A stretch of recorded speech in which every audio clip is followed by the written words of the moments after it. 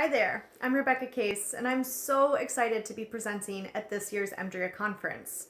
We know that EMDR is a powerful approach, but when it comes to complex PTSD, the path often is not straightforward. In this advanced workshop, we'll go beyond the standard protocol and explore a flexible, nervous system-informed approach to treating complex PTSD with EMDR. We'll cover key challenges that you face, like conceptualizing complex cases, stabilizing dysregulated clients, and navigating stuck processing.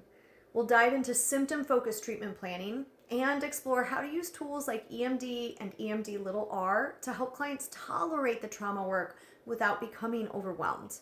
I'll guide you through the use of a readiness assessment that focuses on the nervous system, not just check boxes and treatment phases. And I'll also show you how to break complex trauma into manageable, targeted interventions. Of course, we can't talk about complex PTSD without also talking about attachment. In our workshop together, we'll explore an attachment-informed EMDR treatment planning technique that you can use when clients can't even put words to what they've lived through.